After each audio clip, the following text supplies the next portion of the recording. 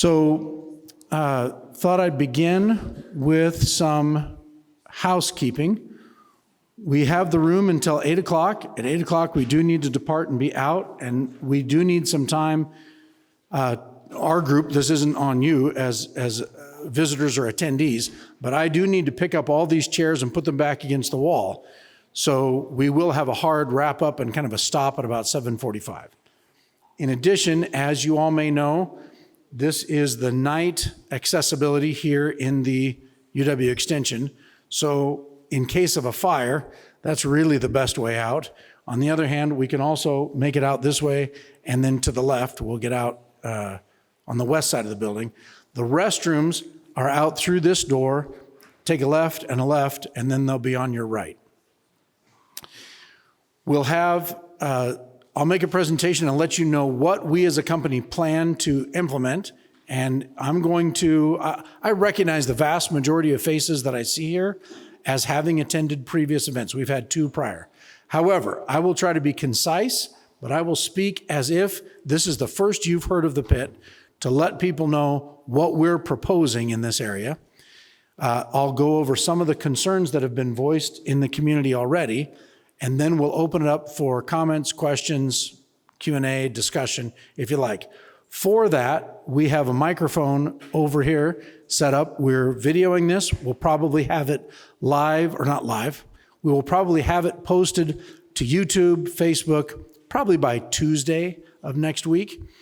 So if you wouldn't mind, if you have a question, we'll come not up the front, because I'm sorry we ran out of tape to tape down the cords. But if you come around the side, there should be safe access to our microphone, and we'll go back and forth with questions, comments, and discussion at the end. So with that, let me introduce myself. My name is Kyle True. I'm with Prism Logistics. We, as a company, have leased some state land at the south end of Coates Road, where we found significant gravel reserve, and we intend to put in a gravel pit in that area. We took, tonight is our official neighborhood meeting to discuss this project as part of our application for a conditional use permit, where the county will let us know if and under what conditions we can use the road. It's a county road that leads away from there. The DEQ, the state DEQ, is the one who issues the gravel mining permit, but we'll go before the county to talk about access to and from. So the goals of our evening tonight, and like I said, this is a part of the conditional use permit application, is having a neighborhood meeting. I'll be sharing what plans we have for the Coates Road school section. I'll address some questions we've seen over the last 6 months pop up about this project. We'll discuss the economic impacts, because the goal long-term for all of us, I don't think there's a disagreement. We all want to improve Casper long-term, not just in the short term, but in the long term, and we're going to discuss how best to do that. So I think locally we can agree we need to harvest what we need, and we need to protect what we love. I am proposing, and I believe we can do this with responsible gravel operations in this area, provide what we need for this community to continue to grow economically, provide some local jobs, but protect our wildlife, protect our hunting, protect our hiking and biking.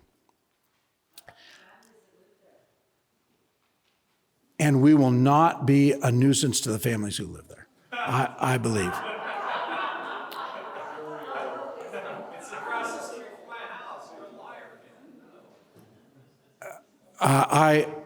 I respectfully submit to you that calling someone a liar is less than productive. We can disagree with definitions of words.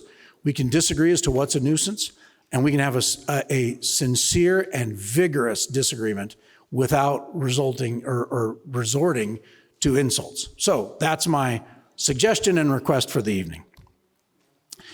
I really think that economic development is kind of the American secret to a high living standard. We all live with products that we don't manufacture at our home anymore.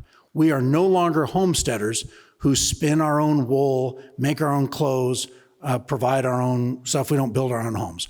We bring in resources from Africa. We bring in, vanilla comes almost exclusively from Mexico and Madagascar, and we bring it here.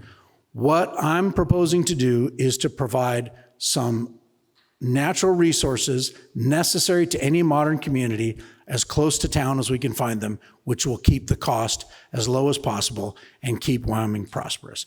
I think that is a key to the life that we live. So tonight I want to talk about why I believe this is the right place for a gravel pit, and this is the right time for a gravel pit. Secondly, I'm going to address some of the mine concerns that have been voiced in the community and let you know that I think those concerns will not blossom into actual problems. They are concerns that our industry has learned to mitigate and to be a responsible neighbor. Thirdly, I want to talk to you about the economic impact that's going to go on in this area. I believe we're at the right place at the right time. This is the right place for two reasons. One is the state land that is owned by the state was dedicated by the federal government in 1869 in this Organic Act, which I've been learning about, which offered a state that became a state certain land in that state, almost every section 16 and section 36 of a township, but other lands as well that were granted to the state, if the state would use those to have economic activity, mines. At the time we didn't have oil wells. Gosh, this was 1869. I think 1869 is the exact year that Drake had his first oil well in America. So they weren't thinking oil at the time. They were thinking of economic activity on those state lands, which would pay fees or royalties to the state, which would support state schools. That's why we call them school sections, because the federal government said, we will let you become a state, but you must take this land and use this land for economic activity to support your schools. The state of Wyoming in 1890, when we became a state, accepted this land from the federal government, and in our state constitution, set out rules by which this land will be utilized. We designated the State Land Board, the Office of State Lands and Investments, which is the 5 statewide elected officials, and we assigned those 5 they are constitutionally charged with optimizing revenue from state trust lands to support public education and some other ancillary beneficiary institutions, while concurrently striving to protect, conserve, and maintain the lands so they may be used by future generations. So we believe that this is the right place to do it because the state, before any of us were born, before our grandparents were born, the state set this land aside for economic activity to generate revenues to fund the schools. It is also done with an eye toward the future, and so reclamation is key to this. The mining industry, whether it's uranium mining in the Shirley Basin, coal mining in the Powder River Basin, or trona mining in the Green River Basin, has spent a lot of time and energy learning how to reclaim things satisfactorily. The best land in the Shirley Basin, where the antelope get the most grazing, is from reclaimed uranium mines. I think the same can be said about the other areas. The industry takes that very seriously. Within our company, we take that very seriously, and I'm proud to say that one of my partners in this company has received awards for mine reclamation, specifically managing sagebrush properly, getting the revegetation more durable, planting grasses at the right density, and planting the right grasses so that in a good year you flourish, but in a poor year you have more drought-resistant crops. And that's a big deal to us. So, having said that, I think we're in the right time and the right place. We're in the right time partially because... Thank you very much. I'm going to move forward as if someone has not heard of this before, in case this is their first meeting. If you interrupt, you've not all heard this. If you interrupt, I'll continue to remind you that I'm going to go through this politely and cordially. I ask the same from those of you here. There have been 2 new mines that have been activated in the Casper area in the last year. As you know, there's a mine south of the Country Club. There's also a mine on Robertson Road. These mines were not active 2 years ago. Why would the mining industry activate these mines today? It could be a sign that the existing supplies are not durable long-term. Our company is not involved in any of those operations. I'm not speaking for those operations. But when we observe new mines being generated and brought online by existing players in our industry, we do consider that a time to look very closely in that area because we may have concerns with the supply of gravel in our area. So I think that's why this is the right time to be up in this area looking for this rock. Okay, there have been concerns that have been brought to light. I'm going to address 4 of them today. Air quality. You may be familiar with the Casper Mountain Preservation Alliance. It has a petition, and on the petition it says that area schools and retirement homes may be negatively impacted by air quality because of these operations. That is not a concern largely at all.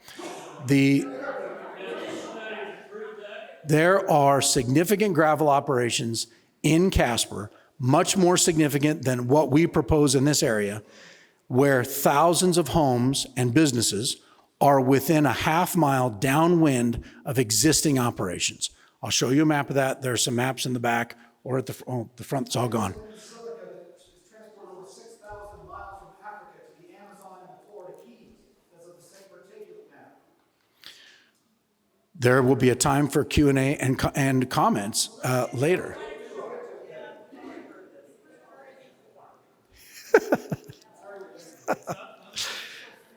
So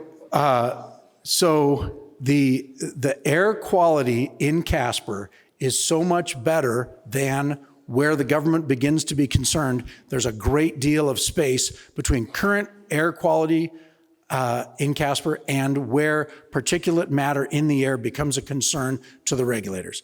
This will be regulated by the DEQ, the Air Quality Division of the DEQ, and we will not move forward without their approval. This does, a limited mine operation does receive a permit from the DEQ in their Air Quality Division. And those are the professionals, those are the experts, those are the ones that have been appointed by the state to regulate this, and we will follow their guidelines, and I am very confident there will not be problems. Secondly, there are concerns with the water supply. I will show you a map soon of where we have applied to put our limited mine operation, our initial 15 acres of mining. We're going to stay high and dry with this. It's not far off of Coates Road. It's quite a ways from any of the drainages. These 15 acres, I don't think are going to impact anyone's water supply. It's in your front yard? How large a front yard do you think you have, and how much state-owned do you think you own? You think you own all the state land? That's an interesting idea. I don't know what you mean by bordering. The state regulations say that no mine can go closer than 300 feet from a dwelling. Not a property line, a dwelling. And where we're proposing this, we are not within 300 feet of any dwelling. I don't think we're within 1,000 feet of any dwelling where we're proposing this. So I don't think we're going to impact anyone's water supply. However, water supply is a big concern. And so if we were to impact someone's water supply, and it was demonstrated, we would be happy as a company to come and drill a well, find water, give that well over and connect it to their house and provide them at no cost, no capital cost, a water supply, because water supply is critical for this area. What I'm saying is I don't think it's going to be a concern, and I'm willing to take the responsibility for that. So if we have an impact, we will mitigate that impact. Thank you. This is my presentation. At the end, we're going to have Q&A. That was mentioned at the beginning. We have a microphone over here, and we'll address those questions at that time. Road maintenance is also a question. We have worked with and been in touch with the county road and bridge department. We've also talked with the city engineer. Both are actually very comfortable with our company taking responsibility for road maintenance because I think it will give them someone they can call who will handle road maintenance for them, and that will relieve the county and the city of the burden of maintenance of Coates Road for the life of the mine. Currently, we've discussed with the county road and bridge that we drive it twice a year. I understand that's his current practice. He'll drive it twice a year and decide what maintenance, what repair needs to be done, and we'll continue that, and we'll maintain the road to county and city satisfaction. So I think having heavy truck traffic on this road will mean that if the road is not adequate for heavy truck traffic, which is a higher standard for a road, that we will improve the road and the residents will get a better road long-term than they have now. In addition, there's been a concern brought up about property values. There's a concern that if we put a gravel mine in, someone's property value might diminish. And as we look around Casper, I struggle to see that. There is a new gravel pit on Coates Road, and within a half a mile downwind of that active gravel operation, which is doing more activity than we will do on our location, there are million-dollar homes. I have not heard of those homes dropping in value. Home prices in Casper seem strong and growing. What is downwind? The wind only blows one direction in this town. What is downwind? We never get storms from the north. We only get storms from the south. Come on, what is downwind? Depends on the day.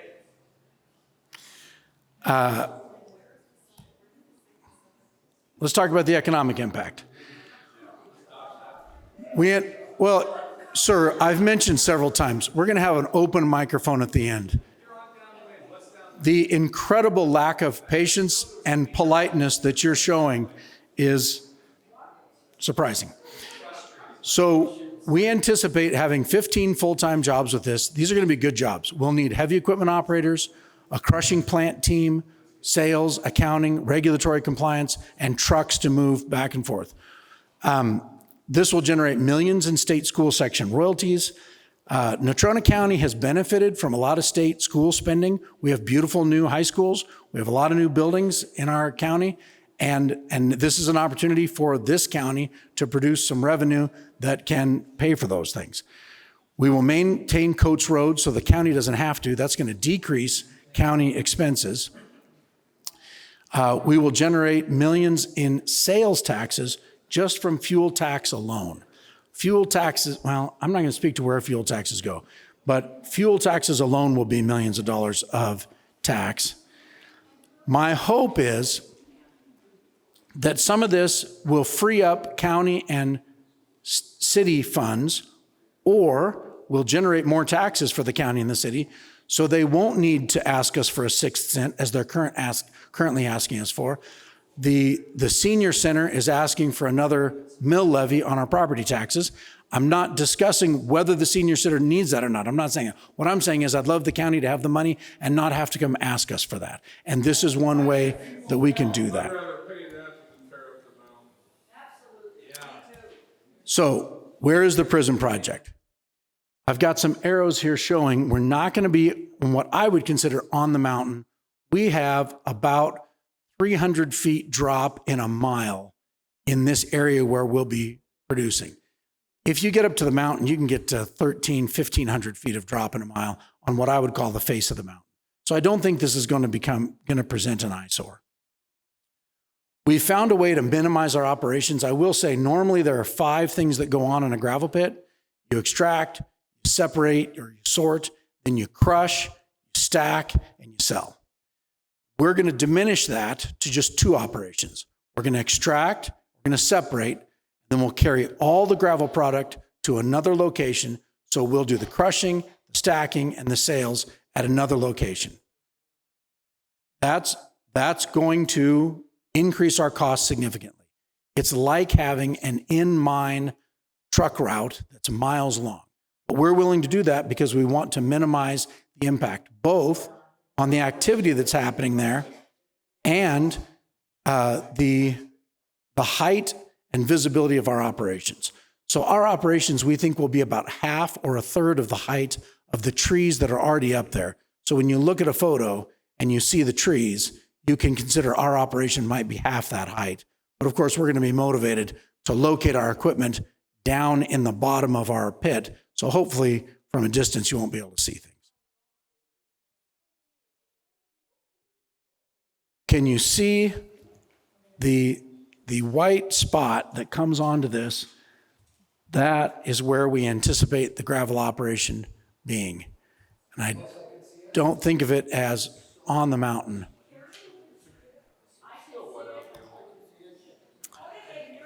Here's another map that's of the Casper area.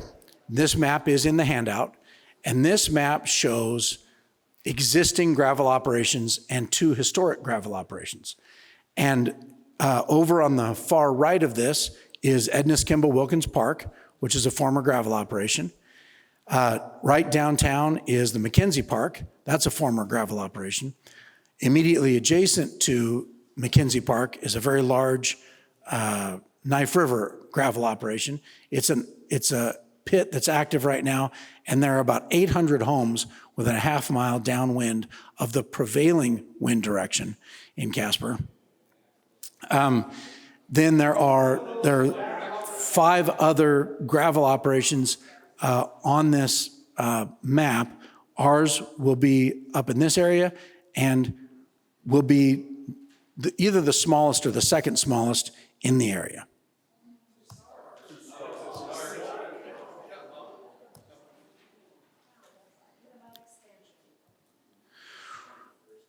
We don't plan on expansion beyond 30 acres. 30 acres. Let me explain this. This is it does. Let me explain this to you. Have you guys ever had to explain your business to your neighbors and friends, and they thought your business was more complicated than what they thought at the beginning? Okay, I'm gonna offer to stay here for this evening until 7:45 to answer questions. But I will tell you, if the decorum here continues to erode, there's a point at which this will become not productive, in which case sincere people who are listening and asking questions and trying to form an opinion will lose the opportunity to learn something if people continue to yell and be rude. So I'm asking one last time, do not degrade into a junior high mentality. I think everyone can be expected to disagree pleasantly. You know, it's hard to sit eroding our lives, and it's really hard to sit and listen to you. And I taught in junior high, and I'm not acting junior high, I'm acting mad. I have to look at it, my B&B has to look at it. It's disrupted so many of our lives. It is not the place for a gravel pit. And you're gonna talk and save a little bit of time at the end for us to ask questions. We're tired of your smooth talk. On your own land, With that, I will end my presentation. I'm going to ask people to come around the edge and come up to the microphone. Please form a line, and we'll deal with each question. The chance of me responding to your question has dropped like a rock, but please go ahead and make your comments. My name is Greg Werger. I live at 7,000 Coates Road. You came to see me in February. I've been going to every county commissioners meeting since you came to visit with me on a Sunday night unannounced. You just showed up at the door late. It was dark. I had to get my dogs back. I don't know what's so funny about this whole thing. Because that's not true. But to you, this whole thing's a joke. And somebody Greg, said you were smirking the other day. You've been so insincere, and you've lied about me so many times. I find what you say funny. I do. My wife was there. She'll vouch for everything you said. Okay, here's my question. Is this the start of your CUP process? This neighborhood meeting? Yes, it is a part of it. Okay. The county commissioners told us, there's 2 of them here, that your CUP process cannot start until the state DEQ and the state leases, the SLIB board, have approved the lease and the permit. So you're starting your process against totally what the commissioner said. Is there something I've got that wrong some way? I heard it the other day. It's recorded, so we can go back and watch that. Second of all, have you applied for your air permit through DEQ, which is really the only permit you need for an LMO? It's not the only permit we need for an LMO. We also need stormwater controls. You need stormwater and air permit. Yes. My question is, have you applied for the air permit? It is not finished, no. You've applied for it. It's in process. So that means you've applied for an air permit, right? Answer my question. This ain't a game. This is our lives, Mr. True. What do you think, this is a game? You keep laughing. Thank you for coming. My question now is, does your employee, Chris Fair, does he sit on the Air Quality Advisory Board at the Wyoming DEQ? Your employee? Candidly, I don't know, but it's likely. His name is in the DEQ website, is being on the Air Quality Advisory Board. He's on a lot of advisory boards. Is that true? He is very active in our industry. He's on a lot of advisory boards, and I would say it's probably true. He's on the Air Quality Advisory Board. Do you know everything every one of your team members does? He volunteers in so many ways. I believe he likely is. I'm not denying it. I don't know why that bothers you so much. Go ahead, Chris. Hey, Kyle. I'm Chris Navarro. I live at the end of Squaw Creek Road. And I know you and I have had quite a few conversations over the past. And one of the questions I have is, you talk about crushing off-site. Where is the location you're going to be crushing at, and how far away will you have to truck? We've not, based on tonight's commentary, you can probably understand why we have not told the public where we plan to crush. So so you're not going to say where you're going to crush at? Correct. Okay. My next question is, so you're going to have to take the rock and the overburden, and you're going to be using these, we talked about it at the last meeting, you're going to be using these side belly dump trucks that haul 40 tons, correct? Well, a belly dump and a side dump are two distinct truck types, and we will probably be using side dumps. And they haul 40 tons, correct? They can. So certain ones do. And when you haul that overburden and the rock, so usually I've been doing a little research. No, we don't plan on hauling the overburden. That's what we'll separate at the location. So we'll leave the overburden and we'll take the rock. So out of that, say you put 40 tons of the rock on there, how much of that's going to turn into gravel? 40 tons. Half of it, probably. I mean, you're going to turn it into gravel. So it's going to be 40 tons all the way through. Oh, yeah. Okay. So my question to you is, I'm doing the math on this gravel. The state gets 60 cents a ton, isn't that correct? That's the current rate. So if the state of Wyoming, you say, is going to receive $1 million, so I was just going with $2 million. Okay. Is that a good number? So you have to haul 3,330,000 tons to produce $2 million at 60 cents a ton, correct? There's a greater reserve there than that. Right, but that's how much you're going to have to haul. Yep. So to do that with a 40-ton truckload, it'll take 83,250 truckloads.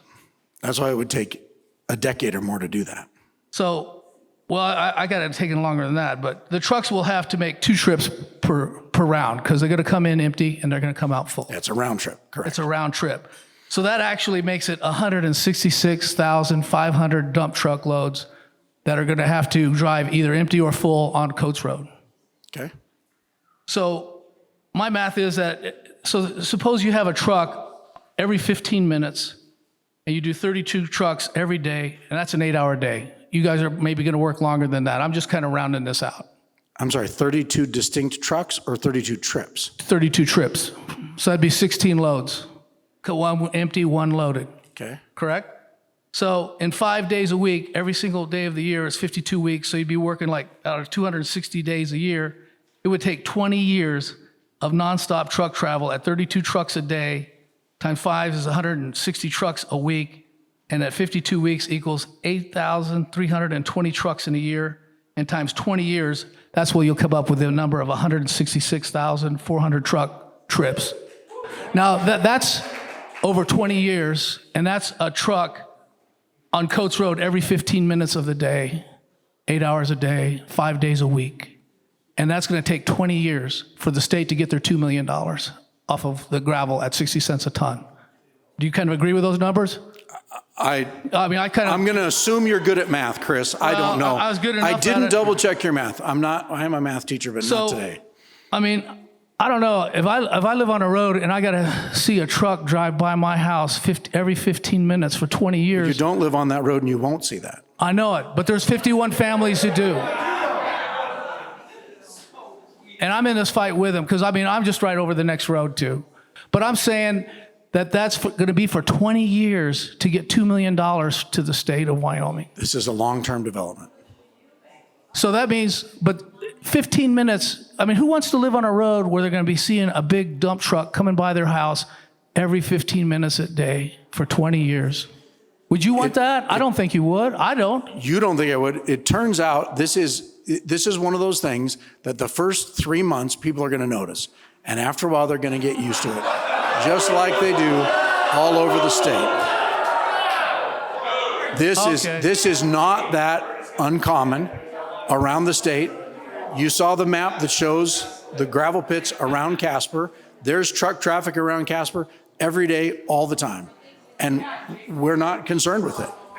I know you're not. It doesn't bother you. You're not concerned with it, but there are plenty of people who are. That's the thing you're not really understanding.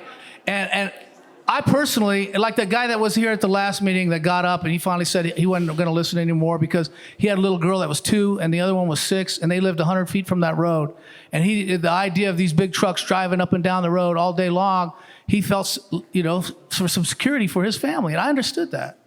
And I don't know if you addressed it or not, but he got up and left. But there's other families on it. There's 51 homes that live on Coates Road. So they got to deal with it. And I know Renee and Jerry Anderson real well, and they do have some lung problems. And their front door is 100 foot from that road. And I believe that it's going to affect a lot of people's health that way. So I don't know if you understand that people don't want to see a dump truck every 15 minutes on a road that they live on for 20 years. That's my point on that. My second point is, at the last town hall meeting, you kind of dismissed our petition. You accused me and the CMPA of spreading misinformation on Facebook and claiming that the people of Casper were misinformed, and that's why you don't put a lot of stock into that petition. Correct. Let me validate you. Yes, the images you put up are deceptive, and you know it, and I called you about it, and you've kept them there, and that's one of the reasons. Kept them there. I haven't taken them down, but those posts were like they're 3-4 still months on ago. the CMPA. If you go in to sign the petition, those pictures are still there, Chris. They're reclaimed mines. They're real pictures of reclaimed mines. Well, besides the fact of that, we have that when I talked to you last time, we had 15,000 signatures, and now we're up to 17,500 signatures. And for you to not to put any kind of stock, you think that all 17,500 people have signed that petition are misinformed and don't understand what they're signing? They're not. The city of Casper, you got kind of a hostile crowd here. And you got to understand the people have a real passion about this. And I told you, I said, you're kind of misreading this thing because you don't understand the desire and the passion the people have to protect their homes and their families.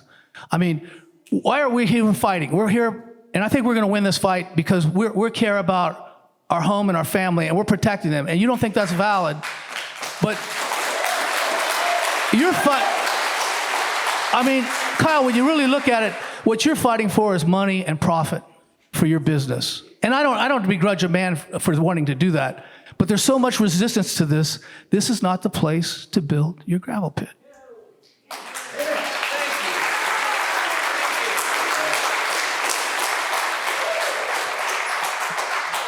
I guess it's my turn in the barrel. Before I introduce myself, I'm going to say that I spent a great deal of time looking at this project, analyzing what you're proposing to do. And I came here to have a respectful conversation with you. I didn't come here to mob rule. And I'm going to apologize on my behalf for some of these folks for their very rude behavior. Apologize for me, buddy. I'm apologizing for Apologize you. for me. It's okay, Don't continue. apologize for me. If you're you want to for it, hear what I then have to say, then just you shut can your move mouth up and there listen. and get in front of it then. Where do you live? Where do you I live in Casper. Where at? If we could, What difference does it if we could This is keep, right out our front if we could door. keep the conversation to the microphone. Continue, please. The gentleman has waited his turn to the microphone. Let's keep the comments to the microphone, All right. please. Let me introduce myself. My name is Robert M. Anderson. My friends call me Bob. I've known Rev Martin for years. I have lived in Casper almost 46 years. From a professional standpoint, I hold a master's degree in biology.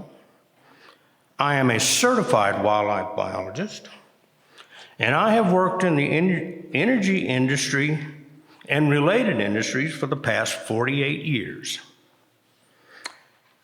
The last 44 years, I have been self-employed as a consultant providing environmental and regulatory services to companies throughout the Rocky Mountain region and beyond. By my count, I've worked in 12 states. In that period of time, I have permitted thousands of oil and gas wells and related facilities, written numerous environmental analysis documents. I've never been successfully appealed,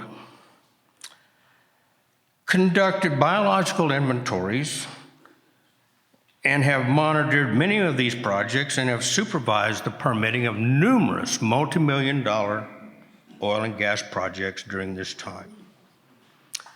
I have extensive, and I emphasize extensive experience and expertise in the constructions of roads and well pads, identified measures to mitigate the impacts of said construction, and have supervised the reclamation thereof.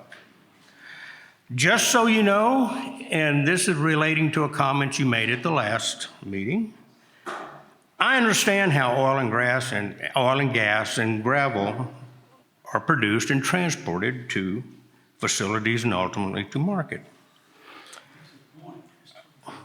Give me a minute. Let him continue. I have also been an active in a number of conservation organizations during that time, including Ducks Unlimited, and more recently was one of the 8 original citizens appointed to the Wyoming Wildlife and Natural Resource Trust by Governor Dave Friedenthal. I served in that capacity representing Natrona County, District 7, for 10 years. Now, first of all, I want to address your response to Bruce Larson regarding the reason on why you, Prism Logistics, has elected to go forward with an LMO for a 15-acre pit as opposed to a full-blown mining operation. Your response to Mr. Larson was as follows, and I quote, "In the state of Wyoming, it is generally recognized and accepted that a 15-acre disturbance is simply not going to have the negative impacts that you, these people, are concerned about. We have tried to analyze these concerns and have asked ourselves if they are reasonable and applicable concerns, or is it an unreasonable concern?" And you made the comment about being afraid of being attacked in Alcova by sharks. Apples and oranges, Mr. True. It turns out a 50-acre LMO is just not likely to have the detrimental impacts that have been voiced by the area residents. I don't think it is reasonable to set aside DEQ practice and regulations and law.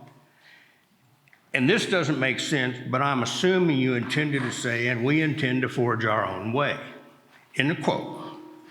So here's my response to that. First of all, there is a reason that most environmental documents are written by third-party contractors that have no vested interest in the project and can render an unbiased opinion. To allow the proponent input into the decision-making process is akin to the cat guarding the canary. So your people analyzing the concerns voiced by these people, and subsequently coming to the conclusion that their concerns are unreasonable, and to, as you say, forge your own opinion, is not only hypocritical, but it is most certainly biased to your own benefit and interest. My opinion. Can I address that real quick? Yes, sir.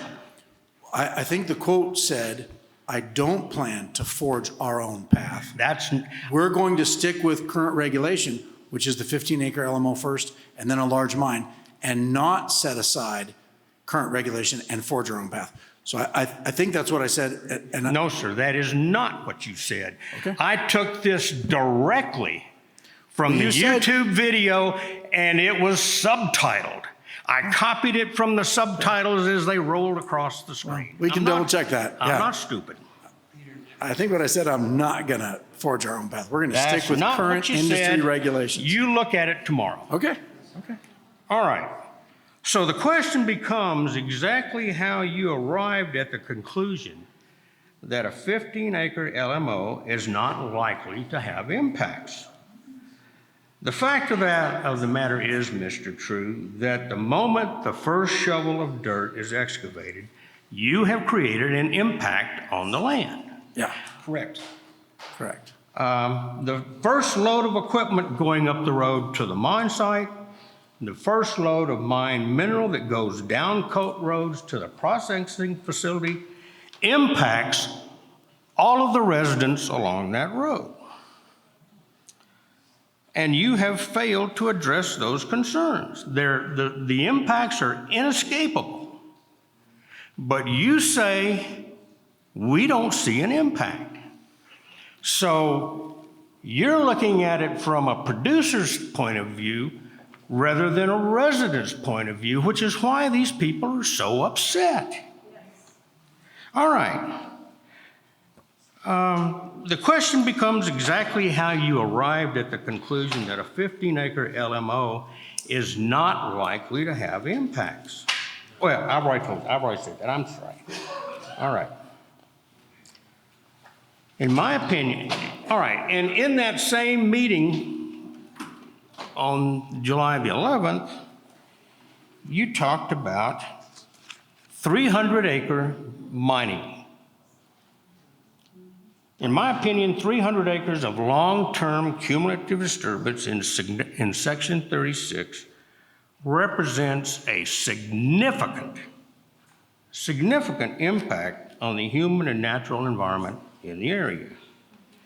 You just can't say 15 acres is not likely to have an impact when you are looking at 20 times that amount of surface disturbance. And that's what you said. No. Yes, it is. No, I'm sorry that it's been a challenge to keep clear. There's an LMO process, which is 15 acres. I understand that. And while we're mining the 15 acres, then we would do a much larger study of projected impacts with these third-party I professionals. understand that too, To Mr. which True. you reference. You're very accurate. And only then would we get a regular mine permit, which could go beyond the 15 acres. That's your intention. Well, that's the law. No, that's your intention. That's what you said you were going to do. Look at the YouTube video. No, It's all right there. right, we're going to start with the 15 acres. And while we're mining there, we'll do the studies and apply for a larger mine. I'm coming to that. Okay. That's the plan. Okay, secondly, the proposed operation on state lands in question seems to be a moving target. In your response to questions posed by Mr. Navarro, you stated, and I quote, 5% of one section, which is 32 acres plus or minus, will not destroy the value of the mountain. 30 acres is not, you know, we have a 3,000 acre lease. We're looking to use 1% of it. That will not destroy the mountain. If you look at this 640 acre section, we'll use 5% of it. That will not destroy the mountain. We need multiple use in this state. That is a direct quote. I agree. It's well said. All right. So which is it? 15 acres or 30 acres? Later in the meeting, you stated that while we are developing that limiting mining operation, 15 acres, which will take years, we'll go in and do hundreds of thousands of dollars worth of studies for a large mine application. Correct. In section 36, that will cover over 300 acres of gravel resource that's in section 36. So if it will take years to develop 15 acres, how long will it take to develop the entire 300 acres in section 36? More importantly, how long will those people living in the area be subjected to the impacts associated with your proposal? I'm not so sure that you're going to live that long. I'm going to be dead long before that. So perhaps you have a more accelerated plan in mind that you just haven't disclosed so far. No, this could be a resource available to the Casper area for decades. Okay? So my response to your comment is this. While you are conducting the requisite studies for the approval of a permit to mine 300 acres in Section 36, mining operations will already have commenced over the objections of these people. And any impacts associated therewith will already be occurring and will skew the collection of pre-disturbance baseline data on the impacts of mining in and to the area. I mean, that's a no-brainer. Don't you think that all of the impacts to the human and natural environment should be analyzed and disclosed prior to the commencement of any mining operations on the entire lease in order to prepare an accurate assessment thereof? Because right now you're telling us that we analyze the impact, but we don't know who we are. And we don't know what their credentials are and what their motivations are, all right? I would assume that you wouldn't have leased 3,000 acres from the state of Wyoming for mining purposes unless you thought there were commercial gravel deposits thereon. No. So the Can I clarify that assumption? I have a quick answer to that. Let me go get something to drink. We don't necessarily think there are gravel resource on the entire area that we leased. We leased it seeing what we saw on the surface when we drove there and walked on it and saw there was gravel on the surface. But a 1 foot deep gravel resource is not a significant resource. I understand that. And so we leased more than we thought we might want because we were in an exploration phase. And so we came in and performed some exploration over a lot of it. In addition, candidly, we didn't want to come find a significant resource, put in a pit, begin operations, and have one of our competitors come lease next door to us and do that. So we leased a little more than we thought we might like, and we kind of just leased the whole 3,200 acres that's semi-contiguous state land up there for those two reasons. Okay, I want to come back to my question. The other question that arises from this discussion is that you wouldn't be willing to invest hundreds of thousands of dollars in the project if you didn't already have a pretty good understanding of the return on investment. The gravel's not going anywhere. So why are you pushing the initial LMO rather than going ahead with the general mining permit for the entire 300-acre proposal? Perhaps the initial LMO is an attempt to get your foot in the door, so to speak. The LMO process in Wyoming is set up because I think the state of Wyoming generally recognizes that 15-acre disturbance does not have significant negative environmental impacts. And so it's almost given, well, a 30-acre mine would be under a general mine permit. The goal is to go bigger and bigger. So let's just get to the end. How much are you going to tear up? So I'm going to keep it to the microphone. Okay. So that's why we would start with the 15 acres, is because the state set up the framework. We work within the state regulatory framework that legislators and whoever did our state constitution, et cetera, set up. And as a company, we work within that. Okay, I'm coming to that. And I understand that, Mr. True, but I also understand that you and the state are applying a huge generality to a surface disturbing proposal. I mean, some places are different than others, and I'll get into that. But in this case, you keep falling back to the state saying, well, we don't see this as a significant impact. Correct. These people do. Yep. And you need to address those concerns. Now, there are two other questions that need to be addressed, including the use of Coach Road and subsurface hydrology. I know people have already expressed these concerns, but I'm going to beat on the horse again. In the case of Coach Road, you maintain that the road is adequate for your needs, but I question that assumption. Based on my years of experience in selecting road routes, picking road routes, designing roads to the traffic anticipated for that particular process, blah, blah, blah. I've put roads where nobody else has ever put a road. And my mantra for many years, when I was told by the Forest Service and the BLM, you can't do that. And my response was, all it takes is money and determination. Just depends on how badly you want to bleed. All right. In the case of Coach Road, you maintain that the road is adequate for your needs, as I said, but I question that assumption. We won't know until we get out there. Correct. Well, it would really help if you knew before you did. Yeah, it would. Based on my inspection yesterday morning, that's the second time I've been out there, by the way, the 1.6 plus or minus miles of county road from Highway 220 to the cattle guard and the fence line and the north line of section 36 has a running surface that is approximately 24 feet in width. That is, in my opinion, the absolute bare minimum for the traffic you're going to put on that road. And it may actually be a bit narrower on the 1/2 mile of paved road. More importantly, when the county built the road, they didn't install any turnouts, not one, along that entire 1.6 miles of road.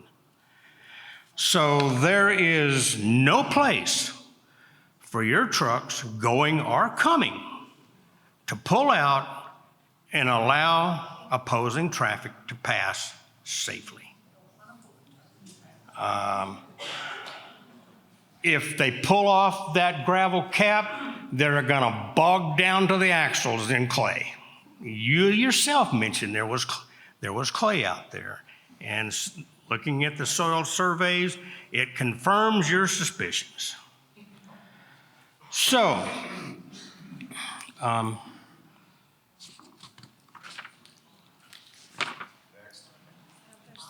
my understanding is Coates Road was originally built with 6 inches of gravel on top, and then later crushed asphalt was added to that. So there's a fairly significant gravel resource already laid on that road. Now, time will tell how the maintenance is gonna, what the maintenance is gonna be. If we begin to degrade the road, we'll bring in the necessary resources. I'd prefer to use the word resources, and we'll make sure that road is adequate for these larger trucks, but the problem, which will be an improvement to the road. The problem with that, Mr. True, is that there is no room along that road to widen the road. There's not. No room, except maybe the last little bit of it when you come around the corner and up to the cattle guard. So, my question is, what are those trucks going to do when they're coming downhill with a full load and there's a layer of ice on that pavement? They're going to crash and burn. We're going to have to manage that carefully, aren't we? And but truck, the problem there, Mr. True, is this: the trucks coming out of the pit area through the snow are going to pick that up and they're going to deposit it on the road and they're going to run over it, and it is going to turn into boilerplate. I have seen it so many times. I'm not blowing smoke. I'm telling you what's going to happen.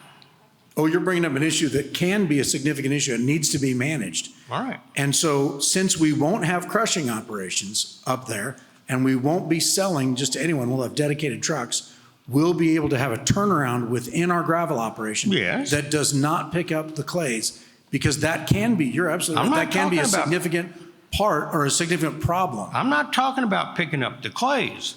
I'm talking about picking up the snow and depositing on the road, running over it, and turning it to ice. Snow maintenance is important. We'll have All an right. active snow maintenance program. Let's move on. Just a minute. It's been 20.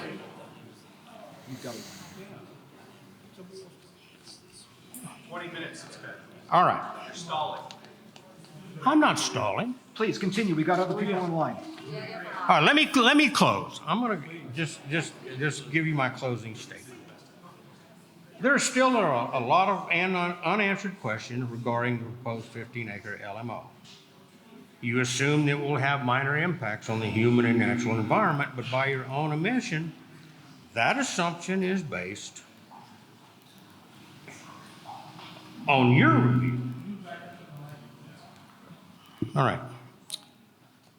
That is correct. Let me cut to the chase. Times have changed, Mr. True, and people are becoming more concerned about the loss of recreational activities, important or crucial habitats, the alteration or destruction of unique landscapes, and the visual intrusion of these activities. The state is taking notice of that. The fact that the lands were set aside in 1890, that was a long time ago, and things have changed. I oppose your project for the reasons I stated above. I think that land is more important for recreational purposes than it is for a mine, and I think it should be preserved.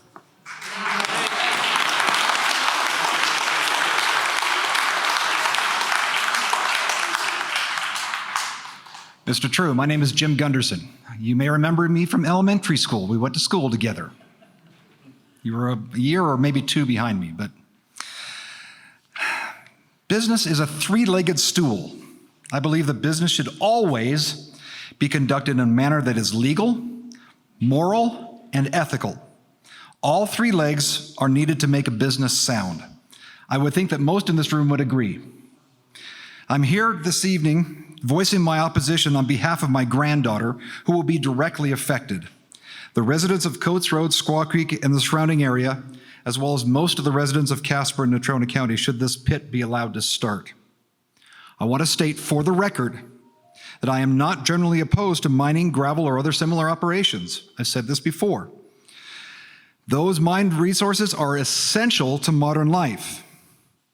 I am, however, opposed to the location of your proposed operation in the Coates Road, Squaw Creek area. And I say this because what you are proposing is certainly not ethical. 17,000 plus signatures and growing would agree. And many would argue that it's not moral, and there are those that are questioning the legality of how this proposed pit has come about. However, that's not what I'm here to speak and ask questions about. My first question, Mr. True, you have, according to your website, last time I looked at it, you have 13 other pits in this state. Why this one? I went over that at the beginning of the presentation because this land was dedicated to economic activity. This land has a significant gravel resource. We think the Casper area is eminently going to be in need of that resource, and so we think this is a great place to put a gravel pit. Do not your other 13 pits have that same resource? No. So some of our pits will have scoria, some have sand, some have frac sand, which is very unique from sand. Is this the only place in the state of Wyoming on leased land in the school board lands that would have that resource? No. There Okay, are other thank you. places on Moving state on. land. Moving but on. the difficulty is Moving on. transportation. It's my getting it turn there. now, Mr. True. Often the largest cost of gravel is transportation. So you get more money. And transportation costs, if you don't plan on, you've stated that you don't plan on having crushing operations at this site. Is that correct? Yep. Then how are you reducing your costs if you don't have crushing operations? You're increasing your transportation costs. There's an element of truth to what you say. We Yes, have I know there increased is. our costs because we thought it was a neighborly thing to do, and it will be Okay. less expensive to provide this gravel to the Casper market, even with our increased expense, than it will be to go to Douglas Okay. and bring the rock in from there. Yep. Okay, so continuing on. I've watched some of your YouTube videos that you've posted regarding the proposed gravel pit operation, especially the ones you shot on location. And a few things jumped out at me that I'd like to ask you directly. In a video you posted on June 28th, 2024, the focus was on the eyesore comments that you've received. In your explanation of how high the various piles of rock, dirt, and other debris will be, on how high they will be. You stated 12 feet. In one video, you said 12 to 15 in another. So in other words, you don't really know. And you said the relief area will allow the area not, the relief area will allow the area not to be as noticed. I'm paraphrasing there. So my first question is, did you not realize that from ground level, the very ground that you were walking on, that the person holding the camera or tripod was situated, the viewers can see Casper and the surrounding area in the background? It depends on what you mean by Casper. You can definitely see Bar None from there. You can definitely see Paradise Valley. You really can't see That's much part of of Casper. Casper. And Well, yes, you okay, can. if you want to include that as Casper, I've okay. shot pictures from Coal Creek that I can see where the gravel pit's going to be. It's going to be completely exposed.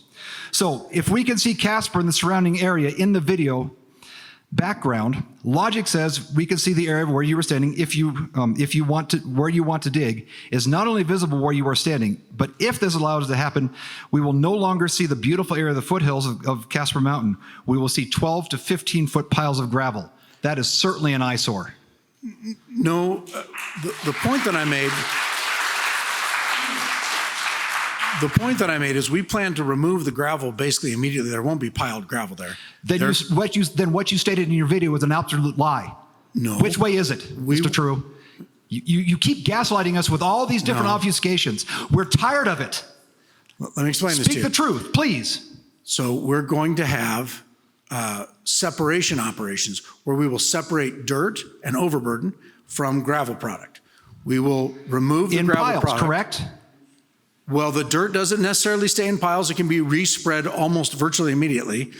And what I meant by 12 to 15 feet high is our equipment. And then as we mine, That's not what you stated in your video. Go back and look. As we All right, mine moving on. down, Moving we'll be on. able to put that equipment into the depression, so it'll be You less can see the visible. depressions from Casper all over. We're going to see it. So it certainly doesn't check that box of removing the eyesore. Moving on. In a video you posted on July 4th, 2024, you stated that you would be quite a ways away from the road, meaning that you'll need to damage more land, create more roads to get the desired rock and transport it out. Does this not cause more damage in the already sensitive area? That's a rhetorical question. The gentleman before me already laid that out. It is and will be a detriment. But to my next question, referencing that same video, you stated that you will not be going further east than Squaw Creek with this LMO. Do you recall that statement? Mm-hmm. Okay. Will you state for the record how far away from Squaw Creek will you be digging up? So there is a map on my handouts of our proposed LMO. And so you can see from that how far it is. I don't know off the top of my head. Interesting. And will you state for the record that this is the only LMO that you'll be applying for? Oh, no, we have LMOs all over the state. In this particular area? While we have this LMO operational, we intend to apply for a full mine permit. That doesn't answer my question.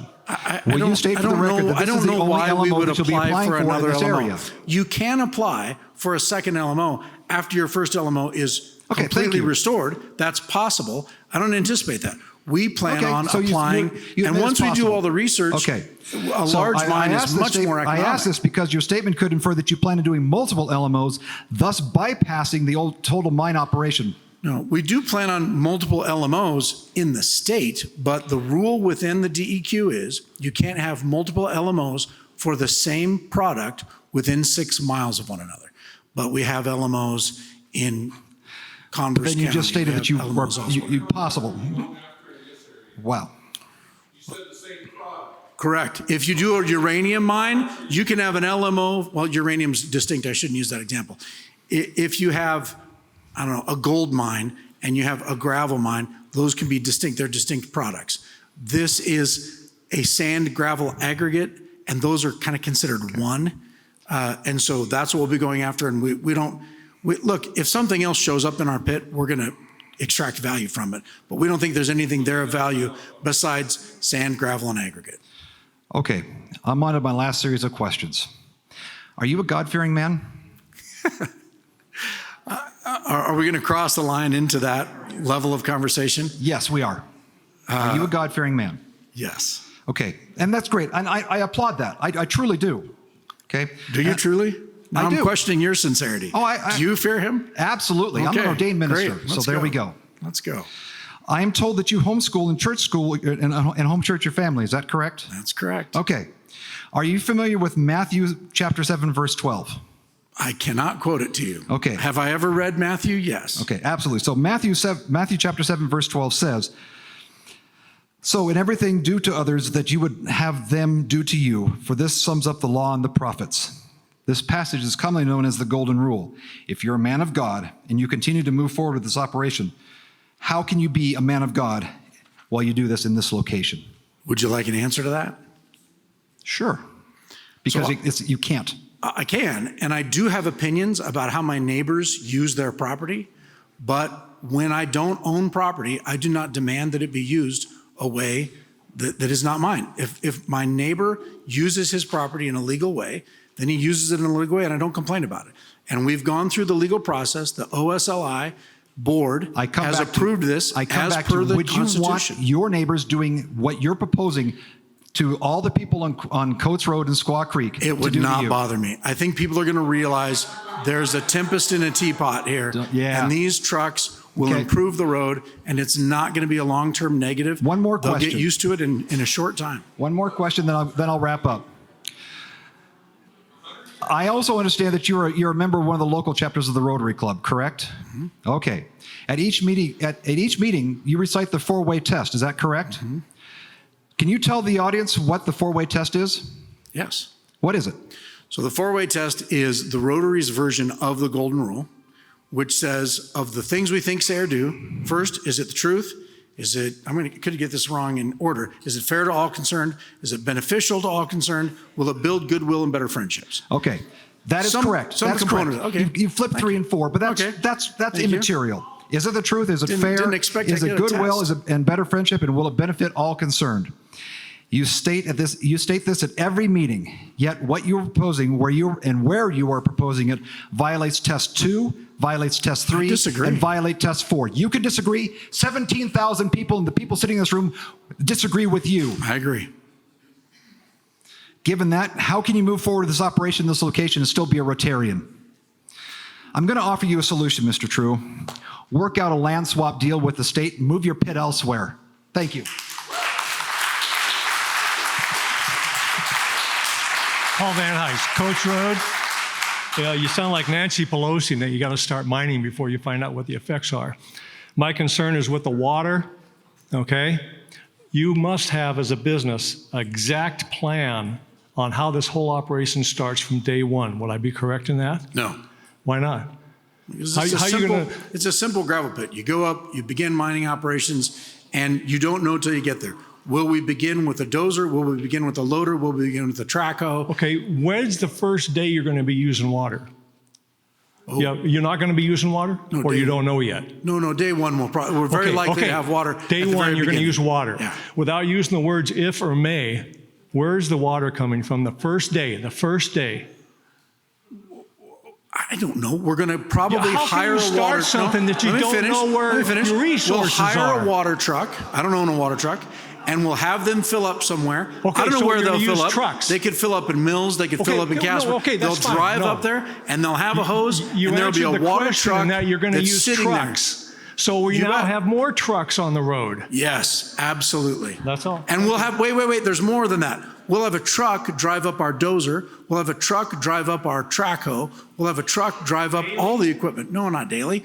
But you said the water trucks won't be daily. We'll see. Okay, you said you didn't have, no, and now you have a plan, so when will they be? How often will they be? No, the water truck will be there on day one. How much water will we need? Well, that depends on operations as they go.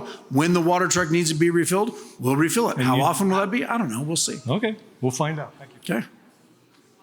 Hi, Kyle. Welcome. Hi.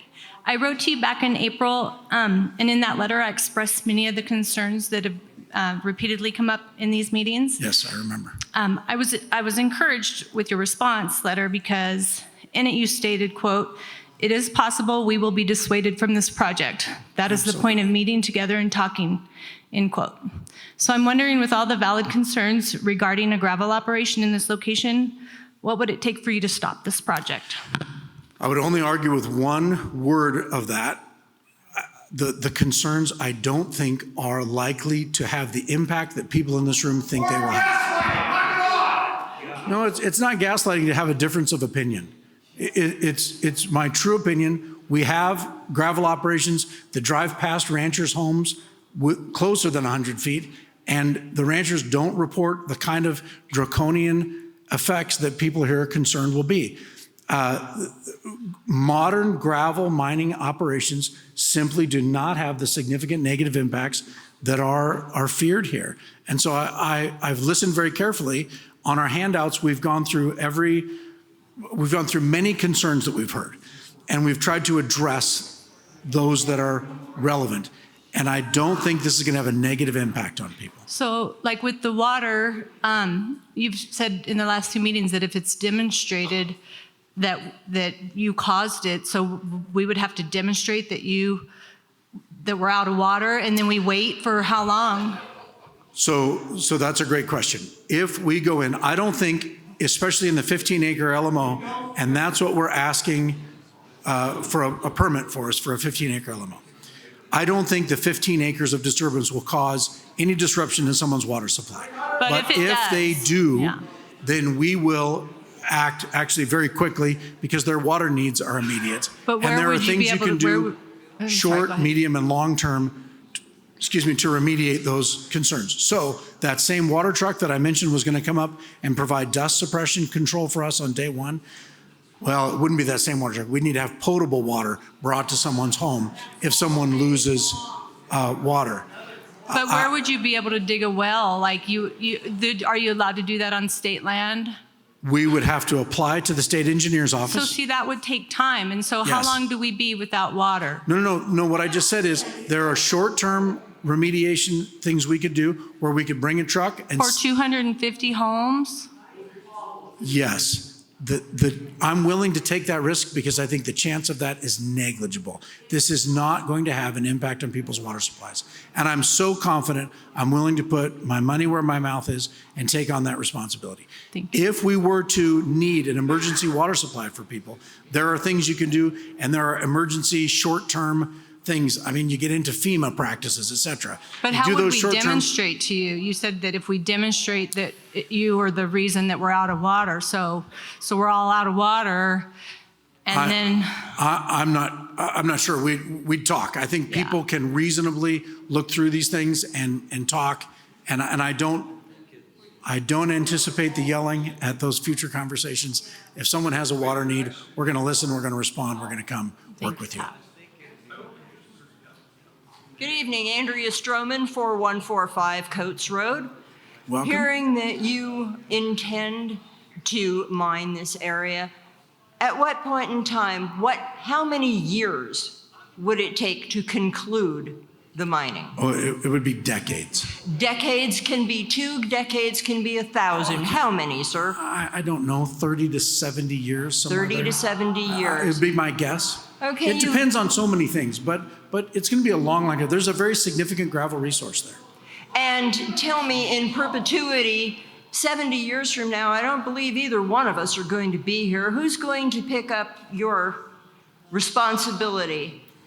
So taking care of everything? that's a great question. So the way this would go, what our plan would be, now I'm only here discussing the 15-acre LMO, but let me change from that and say, if we get the 15-acre LMO and then do the studies and apply for a regular mine permit, within our regular mine permit, we would hope to have between 20 and 30 acres of disturbance at any given time. And we would move that 20 to 30 acres and reclaim concurrently that 20 to 30 acres as we're moving around a much larger area that contains a gravel resource. I hope that's clear. That caused a lot of confusion. So we would be concurrently reclaiming, and we would not have a unreclaimed disturbance of more than 30 acres at any given time in the future. Yeah, we've heard that before. Okay, yeah, Now, that's the intent. That's the plan. My other question is, are you going to keep the leases or are you going to sell them off? Oh, I don't know. It is my intention to mine these. I like the gravel business. Yeah, there's all kinds of good intentions. Yes, we're in the gravel business. On the other hand, have I ever had a change of plans? Has something ever gone differently than I anticipated? Yes. Yes, and when Yes. conditional use permits might have stipulations, we need to make sure that those are written in as in perpetuity. Yeah, so and that if you sell, Great point. everyone I is believe protected. they are. It's my understanding that those conditional use permits are written not just to one person, but to anyone doing that mining activity. I believe the words they would use is successors or assigns. And so if we were to ever sell, if my company got bought by someone else, they would have to operate within the same written commitments that we had made while they were doing those things. In addition, I believe that the general mine permit that we would have, when we put in our general mine plan of staying at 20 to 30 acres, that they would have to stick to that general mine plan. I think it's possible to ask for a revision to your mine plan, but you have to go back to the DEQ and get a new one. So without government oversight and government approval, I think any successors or assigns would have to follow through on all the commitments our business makes if we were ever to sell. That's a really great question. All right. Also, Mr. Navarro addressed dump traffic for hauling the gravel. We just addressed water traffic. Yep. You mentioned more traffic hauling the heavy equipment up.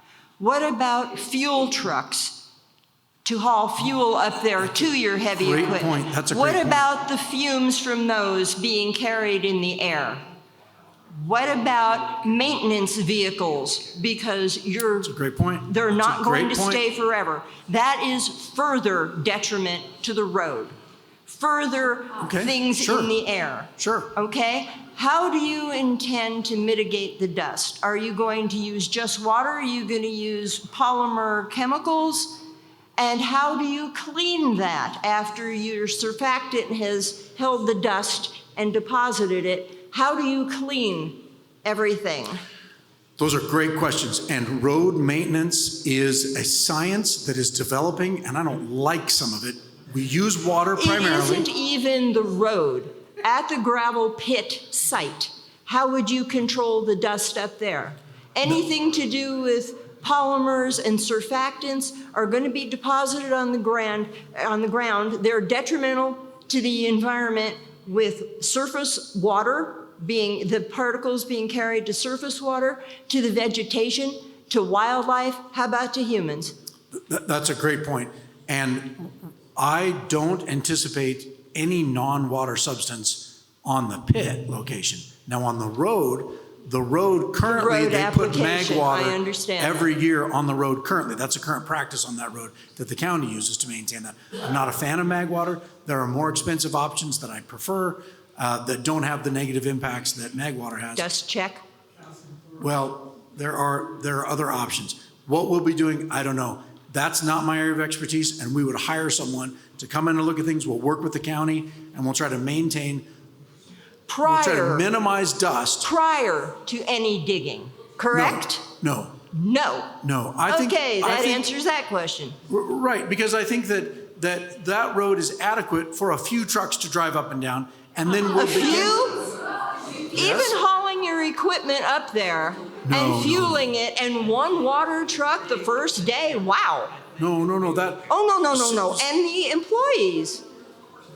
seriously, that truck traffic would have a negligible impact on that road.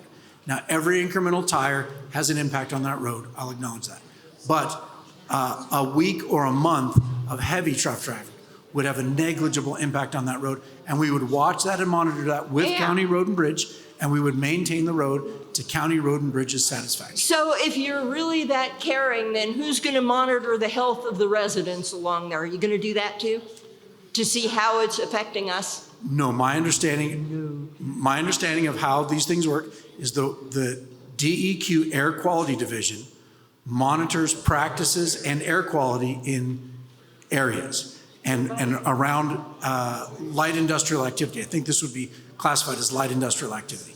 And so they will monitor that. We will maintain things to their satisfaction. And that's the system that we have in this state. Thanks for nothing. I'm terrified that I'm going to lose my water. And you saying, oh, we're going to drill some wells and stuff, that doesn't happen Tuesday when you've left your water on Monday. I think you're seeing a hostile crowd here tonight because we've been really patient, and now you are just telling us the same thing over and over and over, and it's mostly, I don't think, I don't know, not supposed to be. Would you rather I say, I don't think, and sue me? Or would you rather I say, I don't think it's going to impact you, but if it does, I'll replace your water supply? I want you to say, I know. I can't, I'm sorry. It's I impossible. know when you're doing laundry that your washer isn't going to shut off because you don't have any When you laundry. do anything in the earth with Water. geology, we simply can't know. It's an artistic science. It has estimates. Well, we then can't know. don't practice there. There's too many people that depend on water.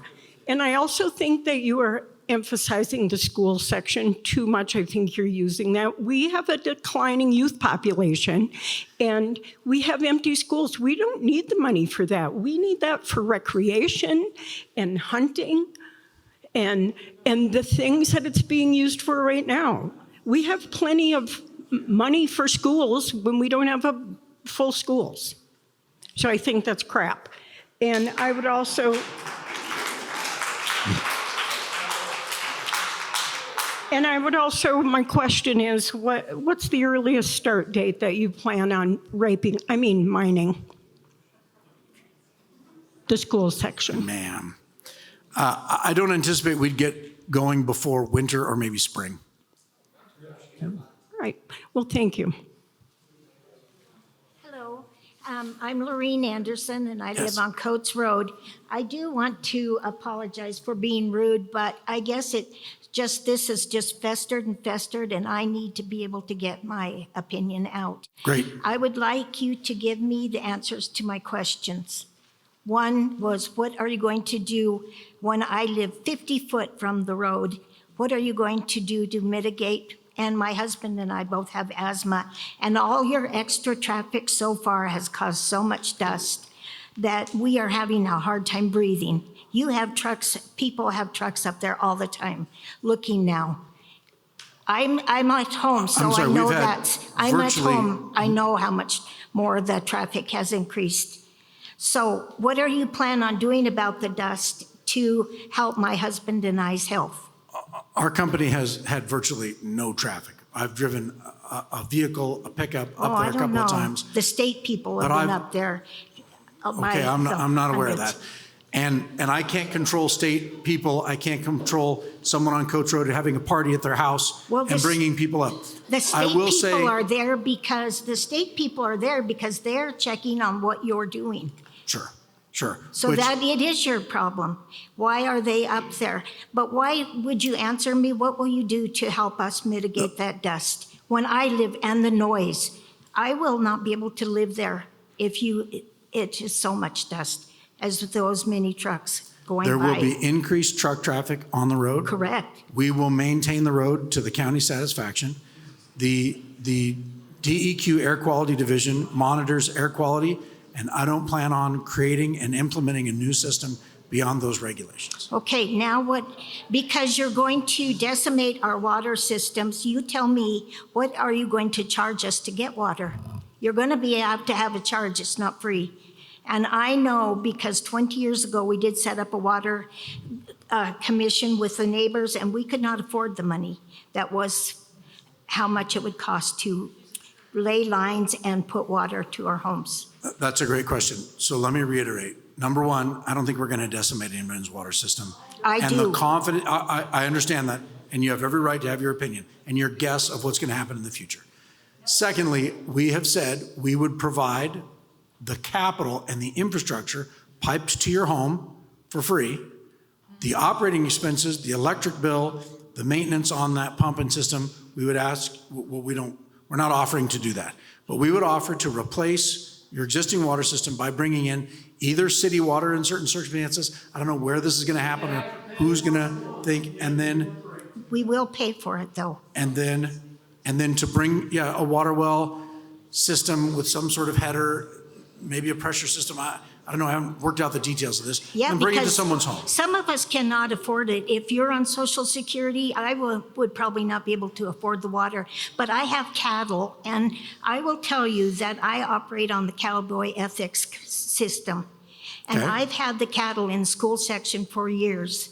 I don't now, but I know where that water comes from. I know where it goes. I have been on every inch of that school section with my cattle, walking and horseback. So you tell me that you're not going to decimate that water, you're wrong.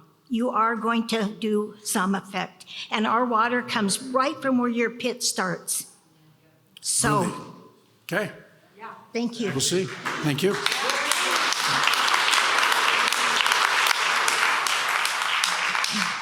Welcome. My name is Sharon Mershot. In Wyoming, we stand for love of land, family, and pride of place. We aren't against mining. However, this location is threatening the lives of so many. What shocks me so much is you don't have any compassion or see that. I don't see it. I don't see it. My husband and I Live built our upwind from home this, uphill from 28 this. years ago. We live in a quiet place. Our neighbors feel the same way that we do. We can walk down the road. We can talk with one another. We can dip over and look at the wildflowers. We can hear the birds. What you're proposing is putting a major industry right in our front yard. You should really run it right behind your house because you lease that land. And if you think it's so great, please put it where you live because this is so disruptive.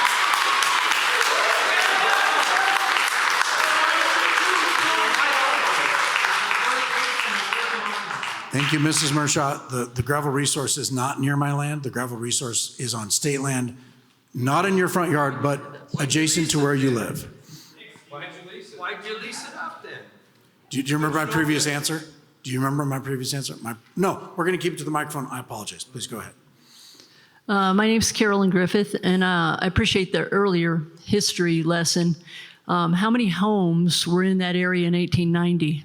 None is going to be my guess. Thank you. And I would guess People did what was the build next population? to- What was the population of Wyoming in 1890? I don't know, but people built next to land dedicated to economic development, and they didn't know it, and they're coming to find out, and they're shocked. And so when that was created, and since the governor and the state auditor, the treasurer, superintendent of schools, and Secretary of State visited, they too did not realize how many homes were around that particular school section, or any of those sections for that matter. Having seen that, they said we should not have permitted these leases. They've said that. They've said that publicly. They've said that on site. Okay? So I don't recall seeing that, but I believe you. Okay, yeah, you can watch it.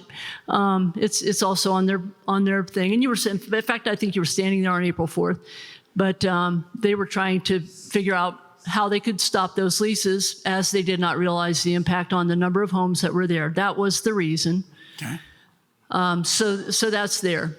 Given that, and given that they were trying to address that situation, you're in a position now And given that we have 17,000 signatures and counting, we're not out there beating the band trying to get signatures. People are coming to us and asking, how do I sign this? How do I sign the petition? I want to sign the petition. We're not against mining, but this is a nutty place. You're in a position now, you've got the 5 state elected officials and others, 17,000 signatures plus. You could step away from this and be a community hero at this point for doing the right thing. I just heard. I just heard someone who built a house on a gravel pit say he'll never forgive me. So look, this is not a popularity contest, obviously. No, it's not. And I'm going to disagree. I think one of the statewide elected officials is committed to opposing this and trying to undo this. I think the other 4 are not. Now, if they said something to you, that's not my understanding. I don't think this is going to have significant negative impacts on area residents, but I see that they do think that. I think once we get this moving and develop this land, people are going to realize a local gravel pit is not it's not dangerous. It doesn't hurt your road. Economic activity will be beneficial for the state, will be beneficial for all concerned. So just moving on with the history part, you had made reference to the LMOs and why they existed and so forth. And there was, initially the LMOs were created for use by ranchers on their own private land. And the regulations were removed from regular mining situations so that ranchers could access on their own property. Yeah, that's there. That's not my understanding, but we do fair have enough. that information, and it's in the state library as well. I'd be happy to share that with you. Regardless, that's not what the law says, but okay. Well, that's the history of why they existed, and that is in the library. So, given that, to work around going to a large mine by trying to get everybody used to this smaller mine, I think is offensive. It's offensive to the homeowners. It's offensive to the people. We're the ones that live there. We know how that would impact our properties. I don't think that you have a good feel for that, quite frankly, in your discussion, in saying that, oh, I think it'll be fine, it'll be a good thing for the community. I think we could take the money that's going to defend this and give it to the schools and not even go through this process of trying to do this.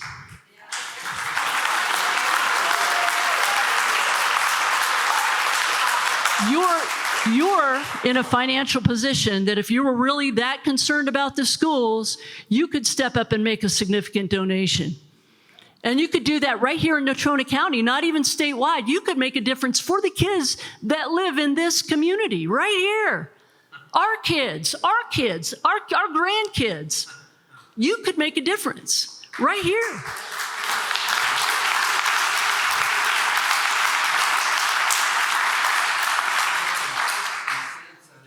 I'm just saying, the last thing, and somebody did ask, so what other resources, where else in Natrona County did you look for gravel? Have you explored for gravel? Oh, we've looked in a lot of places. Can you tell me where, please? And I can tell you that Please the share. front. I'd like to know where in Natrona County you've applied for exploration permits. Well, that's a different, now you've changed the question. So let me describe Natrona County to you. So we have this mountain that when you get onto Coal Mountain Road, I think it's called, on the backside of the mountain, you can see that even though there's a mountain coming up, boy, the rock that's there is just sandstone. A lot of it's that kind of black looking stuff where they have all those shooting ranges back behind the mountain. As you look around that area, every bit of rock that you find is a sandstone. In fact, if you get on the east side of the mountain or the west side of the mountain and begin to look at what the actual outcrops are, it's sandstone. Boy, have I looked. Because if we could find it in a less densely populated area, I don't think of this as a densely populated area, but if we get away from more homes, I'd love to get away from more homes. But that's sandstone. There's simply not the granite resources, the glacial till coming out. If you go along our river, we're very blessed. We have a lot of sand resources in Casper. A lot of cities have less sand, less accessible sand than we have. So sand's not the big problem. If you go out Poison Spider Way, and you start to look at those outcrops that are there. They're sandstone. In a construction sense, they don't have much integrity, and they'll crush and they'll dissolve in construction. So it turns out the front face of Casper Mountain is a unique area that has this larger granite resource, and it's very difficult to find. There's a lot of clay in this county. You can go to Douglas. There are some nice limestone outcrops in the Douglas area. There's a lot of trucking to get that to Casper. You could go out, Alcova has problematic, those outcrops out there are, again, so much sandstone. If you go down by Miracle Mile, you go into the Shirley Mountains, those have some really good granite resource or gravel resource. But boy, the trucking from there is incredible. So it's a challenge to find resources in this area. So I know to be competitive, you're trying to be here so that you can save gas money for your business. And we're trying to provide the Casper community. Business. If Casper doesn't get it from us, where are they going to get it? I don't know. You could rail things into Casper. That's a possibility. If you can't truck it, and if new gravel pits are being opened, which I think, and I'm interpreting this, I haven't called my competitors, but I think that's an indication their resources may be running low. If new resources need to be brought to bear, how are we going to get it here? We're either going to truck it or rail it. You're not going to barge it in. You're not going to fly it in. So it's either going to come on trucks or on rail. I don't know of any gravel import on rail. So it's going to need to be trucked from somewhere. Where are we going to find that? It's a challenge. You can't go up on top of the mountain because that's all been zoned for no mining. Well, they rail a lot of minerals. Although they and do you're have very a mine well aware up, that they rail minerals and they do truck rail minerals. Yep, that's right. Sometimes oil gets railed. Yep. All of that. So I don't know of any in Casper. I don't know of anybody that has a receipt point. Maybe regardless. So you tout that you're going to employ 15 people and pay fuel taxes and those kinds of things. Yep. If you have to go to the Shirleys or wherever you have to go, that there is no one living there, there are no homes surrounding the area where you gravel mine, and you would still have to hire at least those 15 people, and you would even pay more in fuel taxes. And unfortunately, that's the way business works for all of us.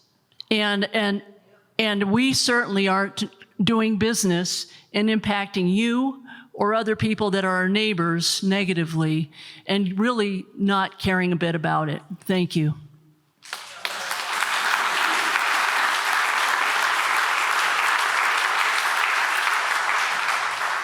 Go ahead. Thank you, sir. Yeah, my name is Daniel Wasatsky. I live on Squaw Creek Road. You keep talking about you don't think you're going to impact our water. Correct. If you do, we'll put in a well and piping and all that. And it's like, okay, but I'm out of water. I don't have water. I have livestock. You say you'll bring us water. Okay, where are you going to have that water put? Wildlife for me to use from day to day to day to day. You have to have a good plan on that. Then you're going to now charge me for the water that I'm getting from my well, that I can get from my well, because I'm paying the electric bill to pump the water. Now I have to pay my electric bill and pay to get water. I'm on a fixed income. I'm retired. Social Security, it's tight. I moved from Colorado to get away from the large bills of electricity, of water. My water bills at times were $400 in the summertime. I can't afford that.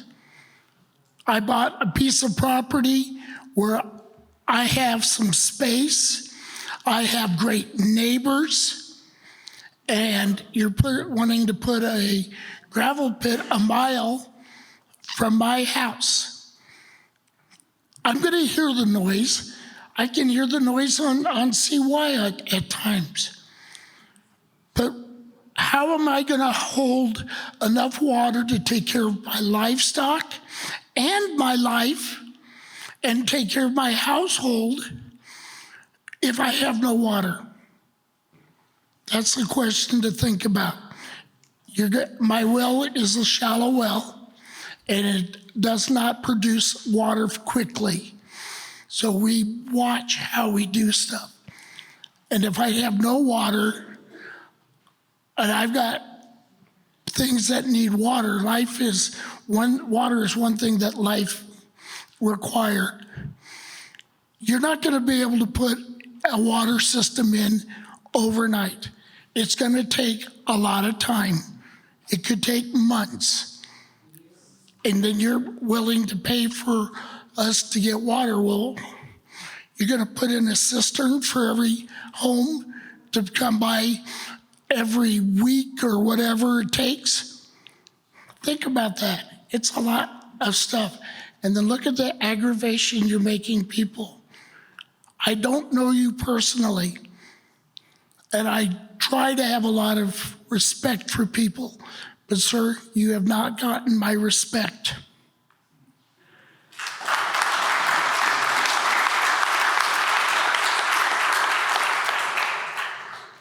Rosemary Saban, Natrona County resident. I'm not a realtor, but several realtors have said that this will depreciate the home values. So if these people are wanting to sell and you've reduced the amount that they can get, are you willing to compensate them that? No. No. I don't believe it's going to have a negative impact on their home value. I'm telling you what realtors are saying, and I understand that. I would think they're the authority there are a lot on this. of realtors. Okay. Secondly, why are you telling certain people that the county commission has no authority to stop this mine of yours? I don't know what you're saying. So I don't recall saying that. So I don't know how you're quoting me as telling certain people. So this is the definition of a rumor. You heard it from a guy who you don't want to identify, who heard it from a guy who says he heard it from me. That's a rumor. You've been heard saying it. Look, there are a lot of legal detailed questions. Do I know answers to all of them? No. Do I think the county has the authority to say what goes on in a state section? No. Do I think the county has the authority to say what goes on on a county road? Yes. Is it kind of a distinction without a difference? In this case, perhaps. So I don't know exactly what you mean by that, because you're not being very forthcoming. But are there distinctions that could be made that are legal? Sure, probably. There are questions to be asked. And is it a distinction without a difference in this case? Maybe. Mm-hmm. Is there some other way I can help you? What are you getting at? No, I think you answered it just fine. Thank you. Okay, great. We got two more. I think we're going to make it. Kyle, my name's Mike Mueller. I live on Webb Creek, which is away from your lane. Yep. But you still have that land over there, correct? Yep. So my house is 100 feet approximately from the property line. A couple questions. I moved out there to get away from it all. That's why I don't live in Casper. I live in the county. I have state land out there that I can use. 20 years of mining out there. With your mine going, do you fall under MSHA at all? Oh, yeah. So we cannot be on or around your mine with MSHA, right? Correct. So we won't get use of that land while you're on it, correct? When you say that land, it would be the impacted state land. No, it would be wherever we have active operations. Correct. Which will often fence. So it would be between 15 and 30 acres that would be where we would keep the public from coming in without MSHA training. Correct. So no more than 30 acres at one time? Yeah, that's our hope. That's our plan. Yep. So when people are around that fence line, hunting, walking, shooting, you'll have no problems with that? Right. As long as they're outside the fence line. Correct. That's multiple use. I believe in multiple use. And I think if we now you've expanded from the state school section to talking about probably section 34 and 35, which are to the west of what we're currently discussing. And so in talking about the larger leasehold, the larger state land. Correct. We would never use a full 1% of what we have leased. And I believe that 1% can be utilized to generate jobs and economic activity while the rest of the 99% is still used by the public. I can tell you, I get really tired of hearing about the 15-acre crap. That's just your door to tear up whatever else you can tear up. At one time, how much can you tear up? Can you mine 300 acres at one time? If we have an LMO, within the LMO structure, we can disturb up to No, 15 now acres. you're starting back to the 15 acres. Right, that's an LMO. While And we what have, is your final, what do you want to get at? while we're operating the LMO, we plan to go through the regulatory process and the environmental studies to apply for a regular mine permit. Correct. Within our regular mine permit, we don't plan to ask for ever more than 30 acres of disturbance. You don't plan. Correct. What happens if the gravel gets so good you want to go more and dig more and get more equipment off your profits and hire more people and go higher? You just reclaim faster. How much We don't- can we you don't really actually like- tear up at one We time? don't, Because that's what you're doing. You're tearing it up. no, we're not tearing it up, we're harvesting it. And we No, you're don't, harvesting the gravel. You're tearing up the land. so while we are mining the land and removing the gravel, we don't plan to ever, we don't really like to have larger pits. So I don't think we'll ever get beyond 30 acres, and we'll be reclaiming beyond ourselves, and that'll be in our regular mine permit application. So if we or a successor or a sign were to ever change that, they would have to go back to the state DEQ and ask for permission to change that. We don't anticipate that. We like a smaller mine operation because there's less you have to say grace over, and then you don't have a reclamation liability hanging over your head. You reclaim as you go, and while you have people driving there to mine this, they watch the reclamation, make sure that all works well. It's just a more tidy way to run your mine. And 30 acres close to neighborhoods is considered small for you. Oh, yeah.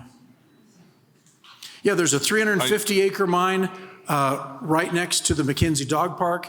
There are other larger operations in the city of Casper, larger than 30 acres, with homes downwind from them, and they're not a bother. So yes, we do consider that. I've heard you mention very the small. Robertson Road pit several times. How many acres is that actively being mined, dug up right now currently? I'm not 100% sure. I think it's 10 or less. I think it's about 10. 10 or less. But I'm not, it's not my But mine, you so I want to don't know. compare your 30 acres I want to compare my 10. 15 acre to that, absolutely. Except that one has significant $1 million homes just downwind of it, and we will have 0 residences a half a mile downwind of us. 0. So we are more remote than that operation. So even when you come to my neighborhood, you'll have 0 residents a half a mile away from you? I 'Cause have that not, section, I you have would be not off of planned it. out section 34 and 35. I'm sorry, I haven't gone to that See, planning. that's what we're looking at. That's decades down the road. Yeah, 20 years down the It's road. decades down the road. Then I'm going to be like these elderly people on Social Security getting all that tore up and fighting the dust and everything else. When my house is 100 feet from the property line, you said 300 feet. Right, you can't legally have a mine within 300 feet of a structure. Correct. of a So you dwelling. can be actually mining within 300 feet of my house. Yes, that's legal, yes. I don't know if there's resource there. You really need to look up morals. Because you ain't got none. And you don't care about nobody but yourself and your money.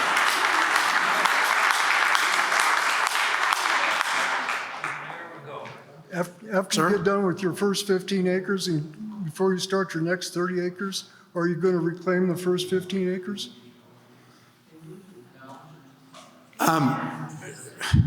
Yes, in that when we've finished the first 15 acres, we'll be reclaiming that as we finish it up. We don't need the full 15-acre disturbance open all the time. So as we reach a bottom in a certain area and we stop in this area, then we'll be reclaiming that. And then how we step from that to the 30 acres, I don't know that there might not be some of the 15. Well, it'll be in the reclamation process. So right now, a mine is not considered reclaimed until the vegetation's grown for 5 years after you've stopped and you've planted everything. So will we sit dormant for 5 years before starting a new pit? I don't think so. I think that the reclamation seeding will be done before we start something else, but I don't think it'll have been monitored for a full 5 years. So when you say, will it be reclaimed, depends which part of the process you mean. But I think it'll be all reseeded and contoured, and then we'll begin operations on the larger mine. Yeah, that's the intent. Well, I want to thank everybody. It's 5 minutes until 8. There's an exit here. There's also an exit up here. We're going to be providing this video on our Facebook and YouTube page, probably Tuesday. It could be Wednesday. We'll see. I want to thank everybody for coming, and we'll move forward to discussing this with the County Planning and Zoning Committee soon.